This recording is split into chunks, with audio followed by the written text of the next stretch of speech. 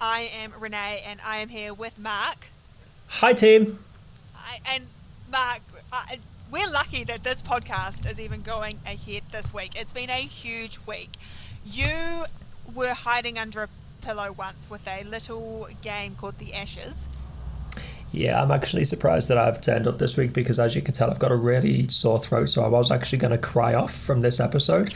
But I'm a professional, so I thought, no, put my personal feelings to one side and turn up to record this episode. And you were almost on the floor, still passed out through something that happened in a Super Smash. Do tell. Yes, I was nearly fainted on the floor when Michael Rippon was on a hat-trick ball, turned the game around for the Volts.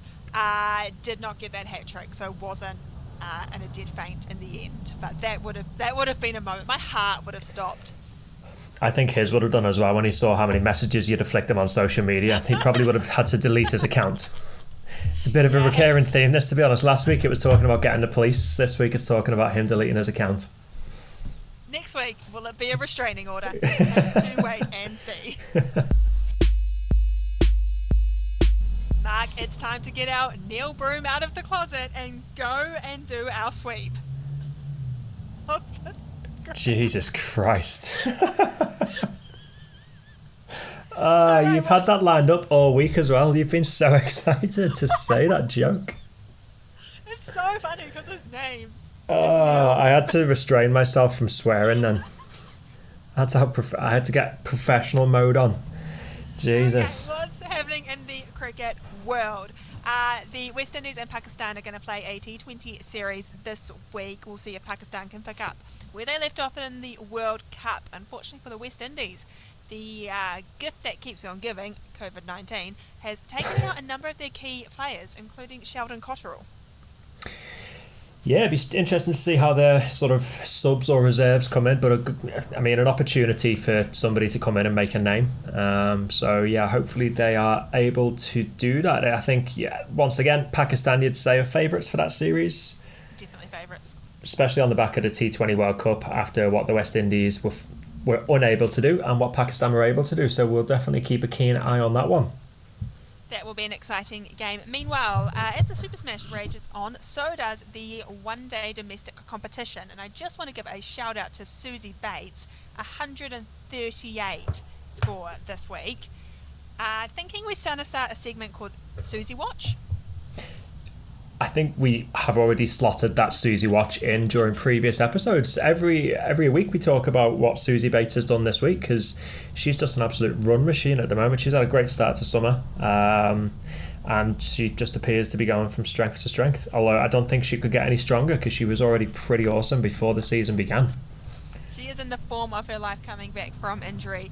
Meanwhile, the Big Bash kicks on overseas. Wins this week for the Sixers, Strikers, Stars, Hurricanes, Heat, and Go on, Hurricanes! And the Scorchers. Not any wins for the Renegades. That's your team. We're just going to point that out for any new listeners. Renee supports a loser. It's probably a little bit. We're talk about the Ashes. Yeah, I was going to say it's a little bit early for me to put that out there, actually, isn't it? It's one of those moments as the words come out of your mouth, you're like, I'm committed. I'm going to regret this. You sure are. Now let's give a shout out to Colin Monroe, 114 of 73, one of the fastest hundreds in the Big Bash. He is killing it over there. Not without the controversy, though, that he's not in the New Zealand squad. Yeah, he's making a point that he probably could and should have been in the New Zealand squad as an opener. He is, he's well renowned, isn't he, for going big and going pretty quickly when he gets settled. So yeah, he's making a point to make sure that he is in Australia. Yeah, Australia next year, isn't it? Yes. Yeah, it is Australia next year. Yeah. Yeah, well, if he's doing well in the Australian pitches now, imagine what he could do in those ODIs. While we're on the subject of the Big Bash, Marc, can we just agree that a bat flip to decide who bats or bowls first is ridiculous? We can definitely agree that. I think get my bat and throw it up in the air. Well, I think where it came from was backyard cricket, isn't it? That's how they decide which team bowls first and which team bats first. So I think it was to try and make it more relatable to kids. But yeah, it just seems like a waste of a bat. I don't get it. I don't get it, and I hope, we've said obviously the T20 tournament is in Australia next year. I hope that that's not something that they introduce. They have introduced a couple of good things into the Big Bash, the power surge, for example, and the X Factor player, something a little bit different. Maybe works, maybe doesn't, but the bat flip, just toss a coin, mate. And I know, to be fair, also, we are in a cashless society, so maybe that's why they changed, because nobody actually uses money these days, so maybe that's why no coins are available. Just going to put that out there. So many better things like one of those coasters they serve beers on, or a shoe, or like just a piece of paper. Then which hand is the piece of paper in? I think what they should do is just do a rock, paper, scissors. I think they should do a 100-meter sprint. That could be interesting. I'm just trying to think of who the worst captain in the Big Bash would be at a 100-meter sprint. But do you do captain, or do you nominate your best? Okay, we've gone well off track. We have. If you have any ideas of what is better than a bat flip, though, hit us up on the Instagram at back of a link, on the Twitter at back of a link with an _. We'd love to hear from you. We will submit the best ideas to the Big Bash. And it really shouldn't be too difficult for you to think of something that is better than a bat flip, because, yeah, I don't know. Or a 100-meter sprint. So, yeah. Maybe not one of your better ideas, but yeah, it should be pretty easy to come up with something, so let us know what your suggestions are. Time to review the first Ashes test. Oh, I know, I'm just going to sit here for a second and just going to tell you what happened. It started off the worst way possible for England because the rain stopped. That is when England's problems began. England haven't won at the Gabba for years and years and years, and we were hoping that maybe a rain dance would see us through the 5 days, get us to Adelaide, pink ball test, everyone's fit and fresh, ready to go. That didn't happen. okay. Yeah. Joe Root, he won the toss? Yeah. Did he make the right decision? Yeah, he chose to bat first on a pitch that had been undercovers for a couple of weeks. The pitch was green, which you don't normally get at the Gabba. There were overhead conditions that would be suitable for our bowlers, because that's obviously what we're used to. We don't really see the sunshine back home. I don't know, at the time that he made the decision, I was very deflated, because I just thought it was an opportunity for us to get our bowlers into the series, to get ourselves into the series. And I think one of the commentators on the service that we get over here was basically saying, and he was right in what he was saying, England's strength is its bowling. Play to your strengths first up, get yourselves into the series. And Shane Warne completely disagreed and said that you can't lose a test match batting first, and England put that little theory to bed within the first 2 hours. They sure did. Now, you made a prediction about what was going to happen. Let's have a listen to that. Talking of players that we think can be game changers, from an England perspective, I think it's great to have Ben Stokes out there. Joe Root is in probably the form of his life, but has yet to really prove himself in Australia, so he'll probably be determined to go out there, lead the team to an Ashes victory, but also do it from the front. Once again, not your best prediction in this first innings. All right, first innings. Jesus, I made a prediction for the whole series. I didn't realise we were going innings by innings predictions. Yeah. If you're going to make a prediction, it has to come through in the first innings. Well, you didn't tell me that. If you'd have told me that we had to make a prediction on the first innings, I'd have said England to lose the test match on the first day. And I know it's easy for me to say that. I know it's easy for me to say that in hindsight, but yes, Joe Root obviously didn't perform particularly well. Ben Stokes came to the crease, hasn't played cricket for about 18 months, so he was always going to struggle to get form first up when we were as far behind the game as we were, really. It started off with Rory Burns taking a walk to, I don't even know where he was going. He was taking a walk to point to play his first ball, and not really sure where that front foot was going.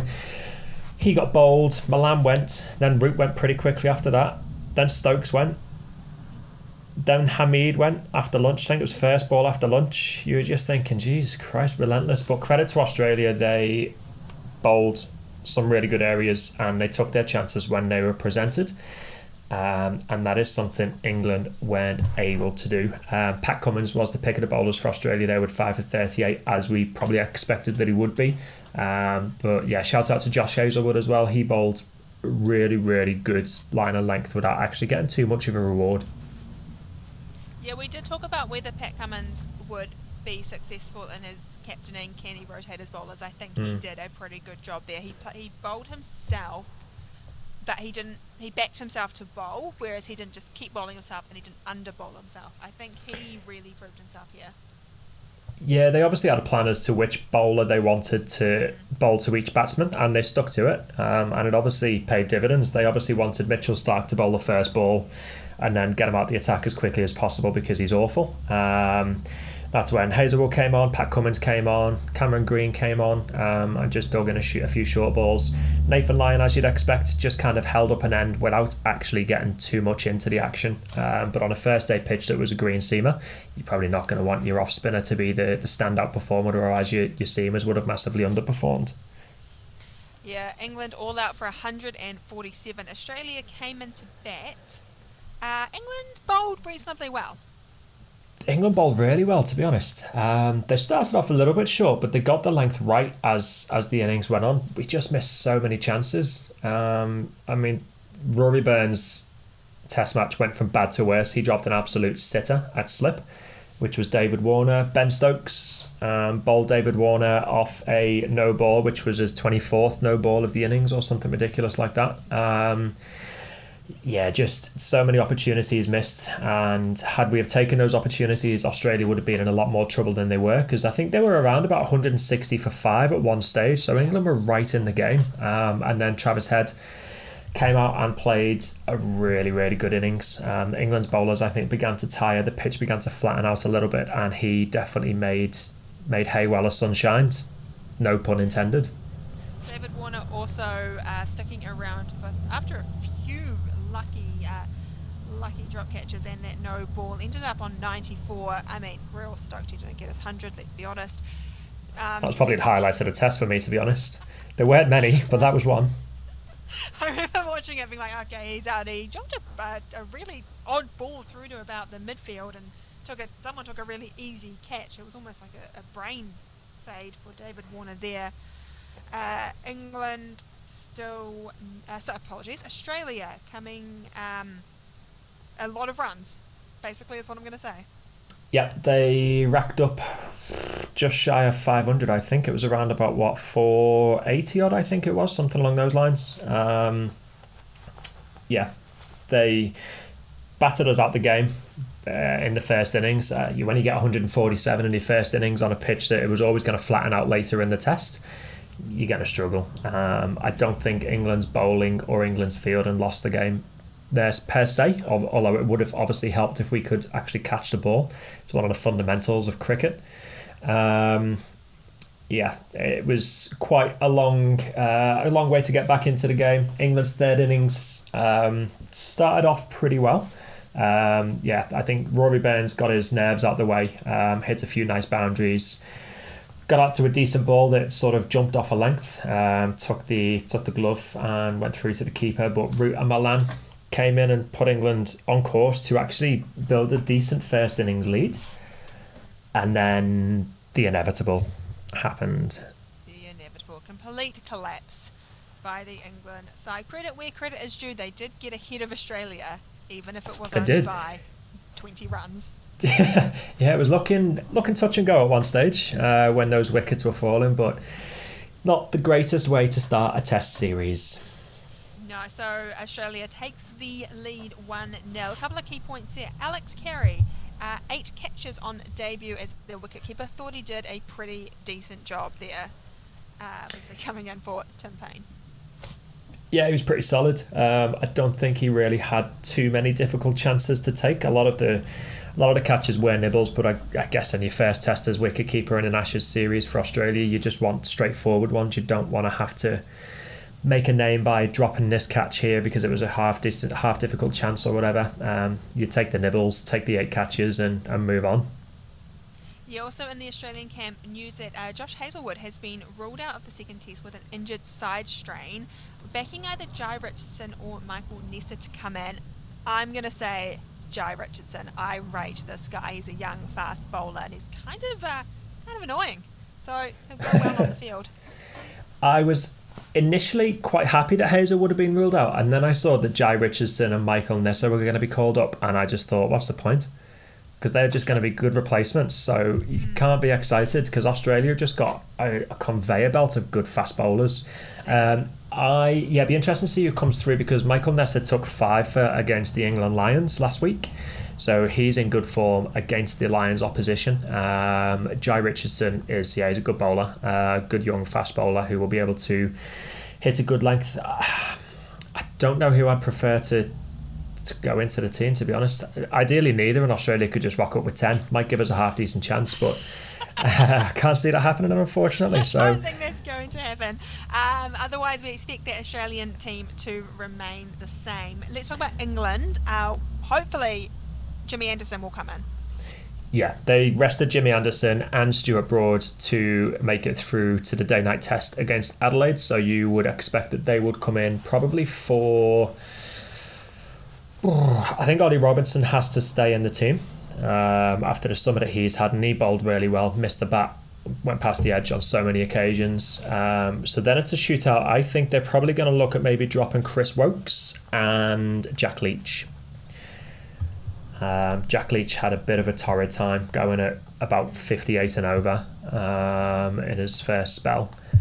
So yeah, I just think with the pink test, the way that it's set up is obviously it's more conducive to swing under the floodlight conditions. So are you really going to play a spinner? Dew's going to play a factor, as we saw in the T20 World Cup. Is a spinner really going to make much of a difference? But also Adelaide is somewhat known. I remember, I think it was the 2010-2011 series, Graham Swan spun it around corners on the final day. So it'd be interesting to see how England's team is made up. I don't expect the batting order to change. Would you like it to change?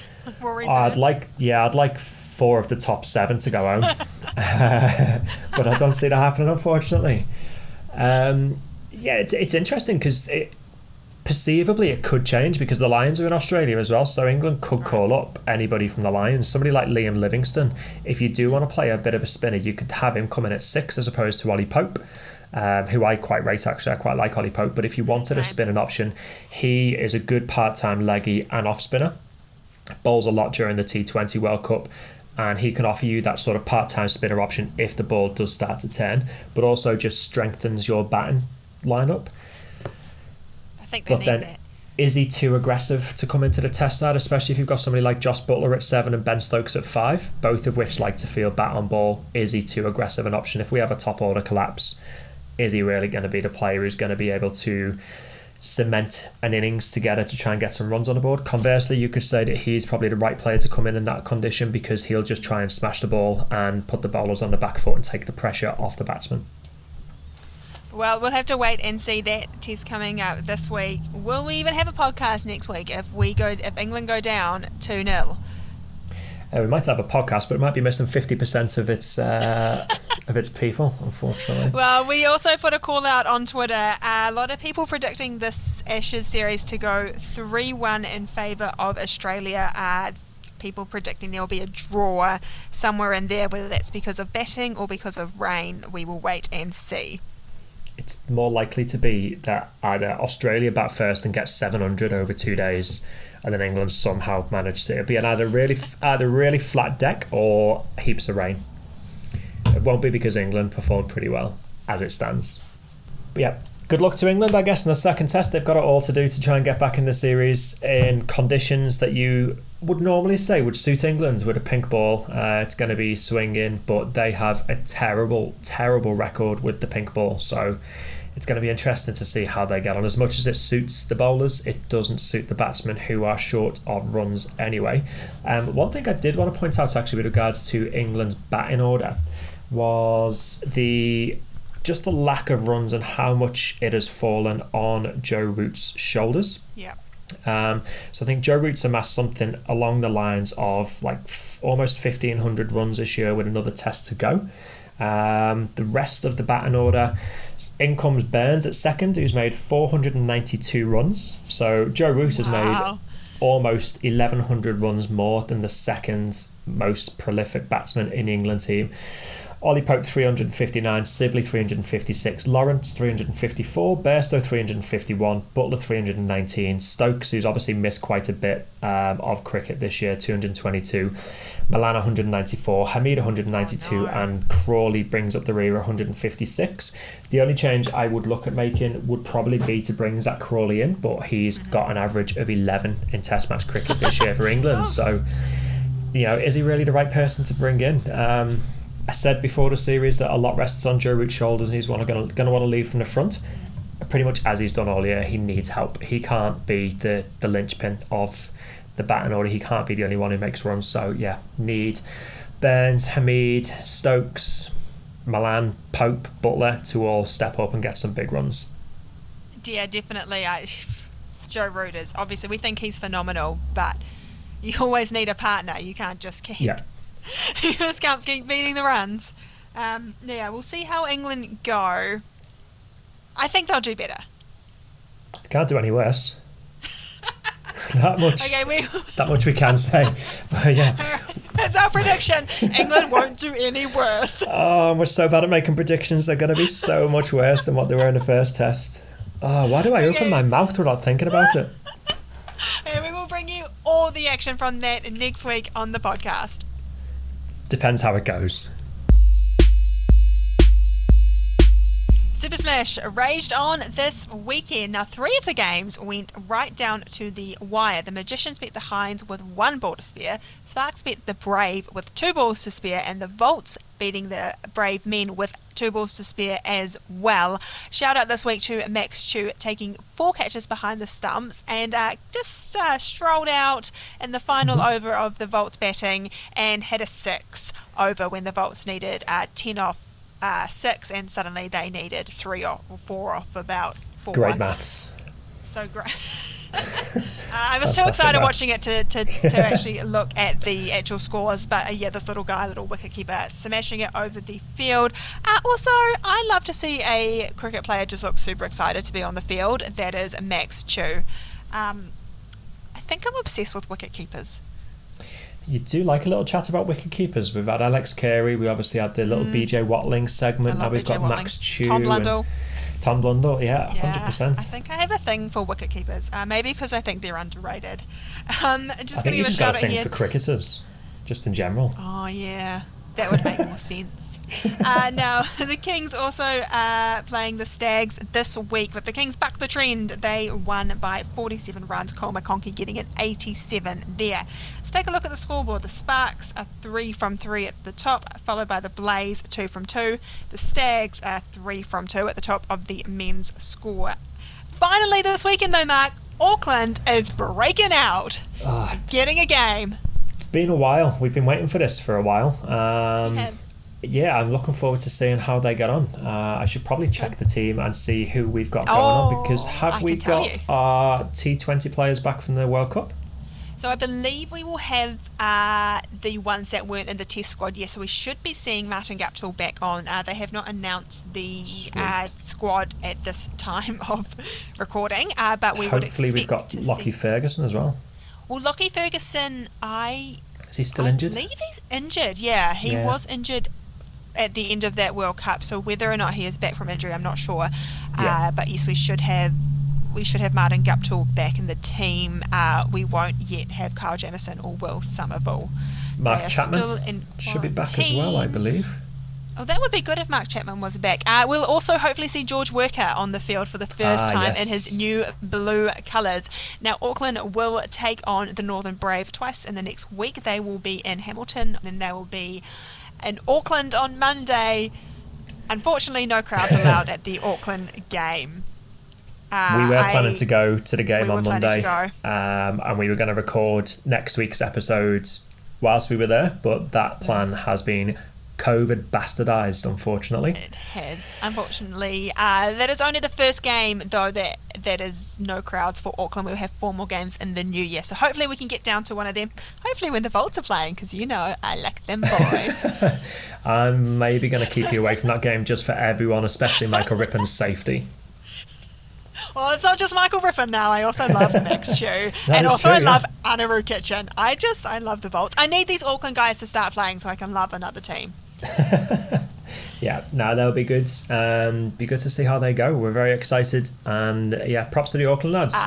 Done it Let's hard also during not lockdown. forget that the Aces will be back. Apologies, not the Aces. The Hearts will be back in action as well, facing off against the Brave Women. They've got some great players as well. Off the top of my head, I think Holly Huddleston is still playing. It will also strengthen the Brave Women. They, I think, have got a few players who have been stuck in Auckland during the lockdown period. Yeah. So yeah, they'll be raring to get back out there and obviously contributing towards what has been a decent season, I think, so far for the Brave. Yes, we'll bring you all the action of the Super Smash as always next week, and of course some more stalking of the players. So Renee, we said last week we were going to mix it up here towards the end, and given that I've always finished on the poem, I thought I'd let you have the last word this week with your 11, because I do think that the 11s that you've amassed take a lot more effort than my poem, so therefore should get the final say. Aww, I know, I can be every now and then. Given that you've not ribbed me too much about England getting beat, I thought, yeah, this is the week to put that into action. So naturally the review poem of the week is all about the Ashes first test. I'm going to just run through it as quickly as possible so I don't bring up any bad memories of the last 5 days of cricket. Well, 4 days of cricket, didn't even make it to a fifth day. Aww. So here we go. The first Ashes test got underway. 2 weeks of rain had threatened to delay. Joe Root had won the toss. The decision to bat first made people cross.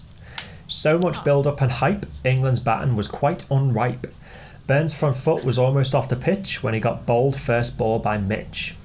That set the tone for the day as Australia's bowlers blew England away. England all out for 147. Australia, they were in heaven. England missed chances galore, dropped catches and a wicket from a no ball. Australia gained a mammoth first innings lead. 3 days of rain was what England would need. The rain, unfortunately, never came. From an England's perspective, that is, unfortunately. Nor could England save the game. Australia winning to take the first test, with England fans fearful about the rest. And that is the poem for the week. Beautiful. Thank you so much. Unfortunately, it was more like one of those sad poems that you... It really was, yeah, absolutely. Yeah, it was. I should have just turned all the lights off, put a lighter on, and just, just have one of those little sad moments of self-reflection. First 11 of the week time, Mark. Now, we've talked a lot about... Woo! We haven't talked a lot about Will. We've talked a lot about what Pat Cummins can do as a captain and what Tim Payne did not do as a captain when Australia came out of this period of self-reflection and change. Now, I thought we'd take a look at the first 11 of captains. These are game-changing captains that we've got. So in at 1, we have Jeff Boycott. And at 2, Graham Smith, of course, turned that South African team around in the early 2000s. Great Number captain. 3, Brendan McCullum. The difference in the New Zealand team from 2013 to 2015. Woo! Yeah, probably revolutionised how New Zealand went about their cricket, I think. A lot of those successes are owed to him. Definitely. And at 4, we have Ricky Ponting. And at 5, Alan Border. At 6, Imran Khan. At 7, MS Dhoni. He's a hero. Great captain. Great player. Great captain. And at 8, we have Arjuna Ranatunga from Sri Lanka, of course, won the 1996 Cricket World Cup for the team. At 9, we have Jeremy Coney. And at 10, Viv Richards. And coming in at 11 is Steve Waugh. That is a really good first 11. Could you imagine those 11 players playing together? They'd probably all just fight about who was right. Probably, yeah. There's a lot of leaders in that group. Maybe not necessarily one more so than the other.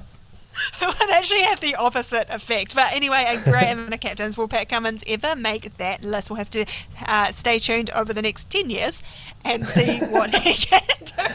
Oh, I was just going for 10 years. Jesus, you're really putting us out there, aren't you? And hopefully in that time, England will win an Ashes game. Unlikely.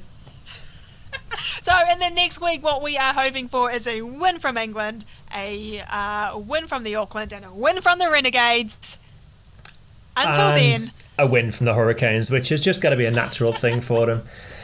Matty Wade opening up, blasting it all to all parts the other day, so he's in good form. And yeah, Hurricanes probably my favourite to win the tournament, but more importantly, England to win the second test, and I think they'll win by an innings and 200 runs.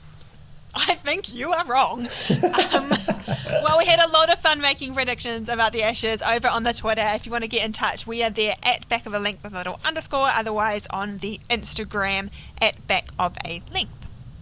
Yep, feel free to get in touch. Let us know your thoughts on how that series is going. And as always, if you've got any contributions to the 11 of the week, please let us know and we will fit them in and give the best ones a shout out. Until then, go England. Please, dear God, go England. Fingers crossed. Let's go England.